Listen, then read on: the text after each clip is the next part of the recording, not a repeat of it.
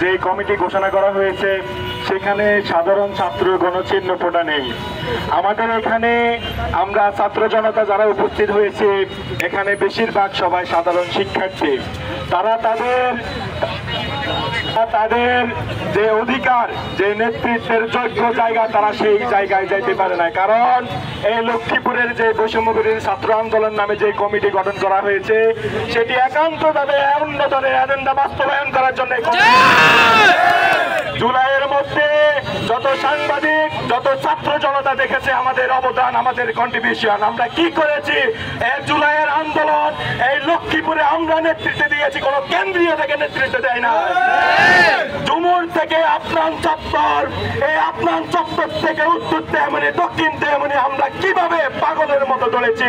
আমরা যারা সাধারণ শিক্ষার্থী নেতৃত্ব দিয়েছি আমরা জানি আমাদের জীবনকে আমরা কত তুচ্ছ করেছি।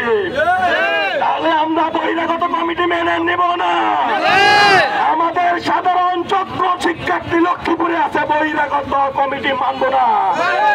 যদি যোগ্য শিক্ষার্থী থাকে এই লক্ষ্মীপুরে তাহলে কেন বহিরাগত দিয়ে আপনারা কমিটি দিবেন?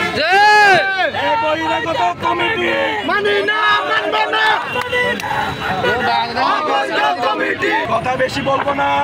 আমরা প্রত্যেকটা দিন আমরা কর্মসূচি দিব, আলটিমেটাম দিব যদি আমাদের দাবি পূরণ না করা হয়। আর এই বহিরাগত কমিটি খুব শীঘ্রই বিলুপ্ত করার জন্য আমি কেন্দ্রীয় সমন্বয়কারীকে আহ্বান জানাচ্ছি।